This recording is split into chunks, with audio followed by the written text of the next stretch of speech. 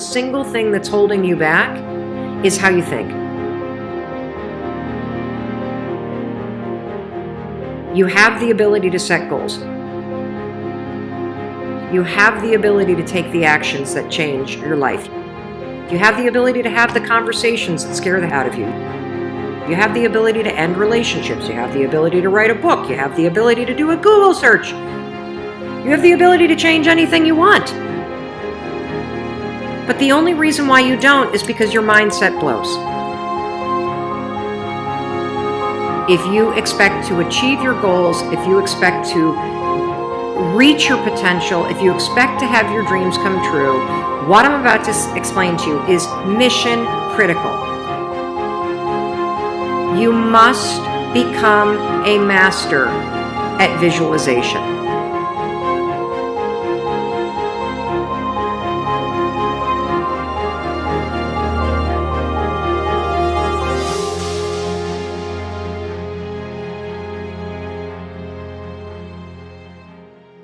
Now, for those of you that are like, what the heck is she talking about? I did not sign up for some sort of meditation, woo-woo, spiritual thing here. Don't worry, this is Mel Robbins. There's always science and research involved in everything that I talk about.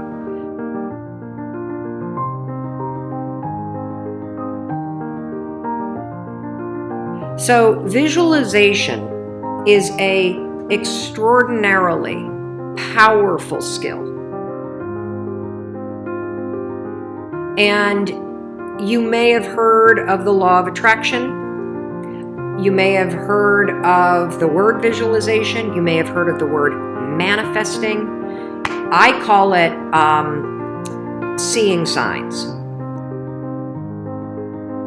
Your brain has a system in it. Here's the technical term. It's called the reticular activating system. It is a network of neurons all up in here, and it is a filter system. It's basically a system that allows certain information in your brain, and it blocks out other information. And guess who programmed that filter? You did. And so did the people from your past. And so if you constantly feel like you're unlovable, guess what? Your reticular activating system is going through the day, and it is going to point out every single piece of evidence that confirms that negative belief that you have. Why do we have a reticular activating system? There's a really important reason why you have this. The reason why is if your brain let in everything. Have you ever looked at a Facebook page?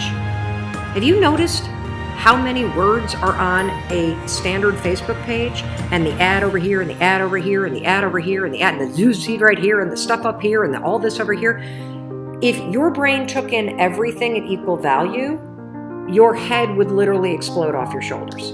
Your brain would melt down. And so the reticular activating system protects your brain by filtering information and only letting in stuff that it agrees with.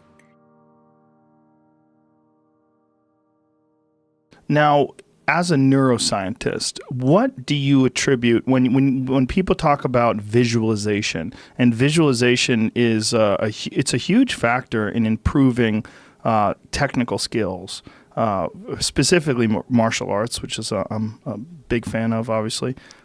Martial arts, when you visualize, people who visualize, who sit down and like go over their body, going through the motions and doing things, those people perform better. They perform better. They learn quicker. What do you attribute that to? Do you think it's the same thing as what's happening when you're sleeping, just maybe to a lesser extent? People have done those studies where they've looked at sort of whether you actually physically practice, let's say on a keyboard, just because it's easier to sort of manage in a laboratory, versus just imagining sort of typing out that sequence.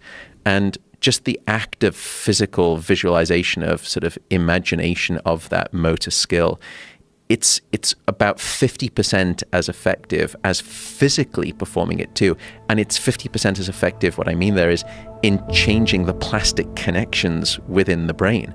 Whoa. So even just visualization, passive play, as it were, still can actually cause a rewiring of the brain beneficially. Wow. Here's how you're going to do it. So there's two things that you have to do when it comes to visualization. You have to close your eyes.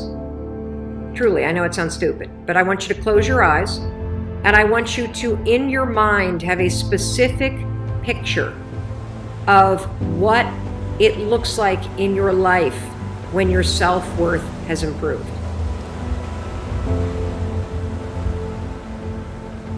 You're going to see yourself speaking up at work.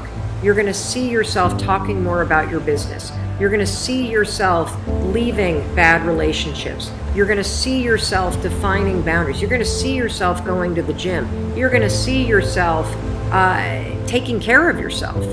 And when you start to visualize the image of that, I want you to consciously, this is step 2, consciously think of the positive emotions that you're going to feel.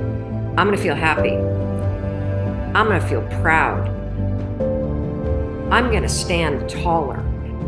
I'm going to be so grateful that I made this change. Marrying the specific picture. Oh, there I am. There I am. I'm at work and I'm raising my hand. Amazing. There I am. I'm getting a promotion. There I am. I've just signed up another customer to my business. There I am. I've gone back to school. I feel so good about myself. When you do that, here's what's actually happening in your brain. You are training your brain to have a totally different filter.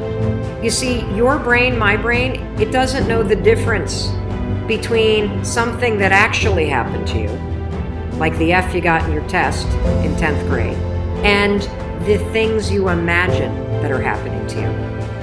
Let me say that again. Your brain doesn't know the difference between the bad things that actually happened to you, the real memories that you have, and an imagined memory that you're creating. Your brain will experience you visualizing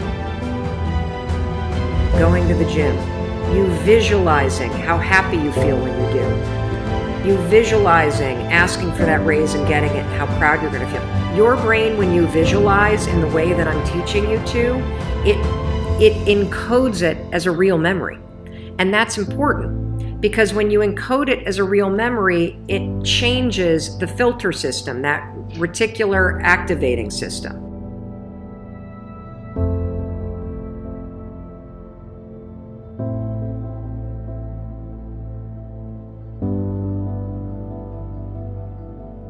Do you meditate, John? I used to meditate a lot. Now I'm more big into visualization. When did you used to meditate? Right around 2010, 2011, I went through this huge spiritual thing where I became obsessed with the power of the mind. And I got into it deep, like really deep, just meditation, visualization, and just realizing how powerful our minds actually are, like how we really do paint our world with our thoughts and our level of self-belief. So I took myself from being very average-minded to actually believing that I was the shit and believing that I could be the shit and that I could be the GOAT and be the greatest and never lose. And I took myself to a different place mentally, and a lot of it came from mental practice and meditation and visualization and just seeking knowledge from people who are strong believers, guys like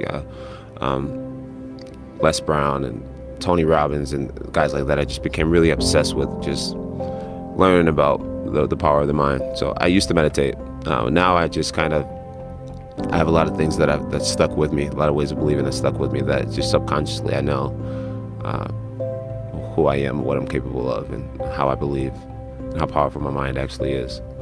One and only Arnold Schwarzenegger.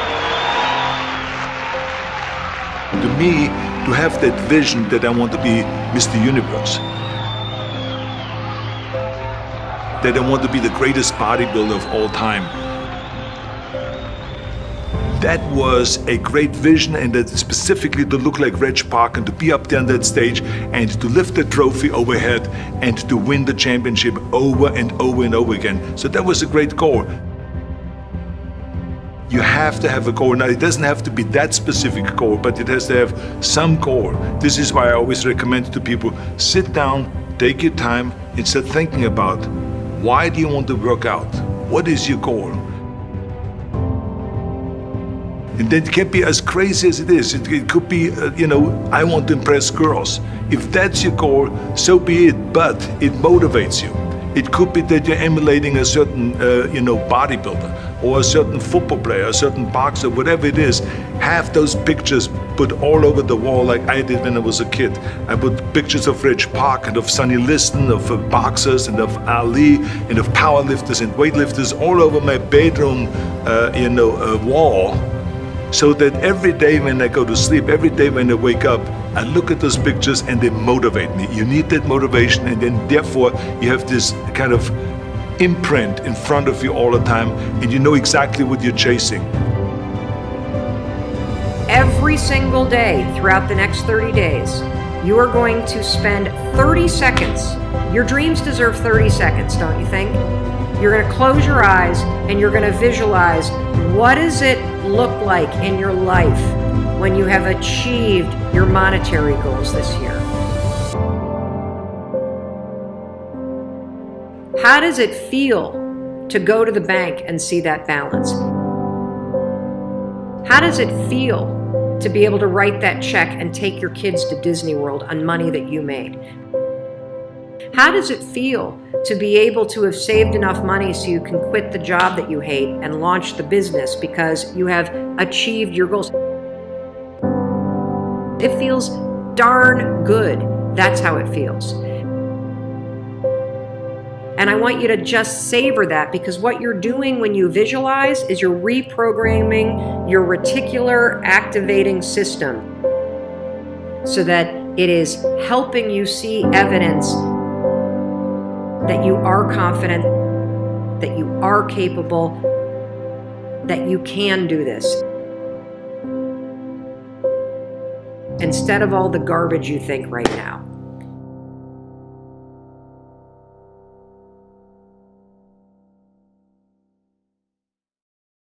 All right. That's fantastic. Okay.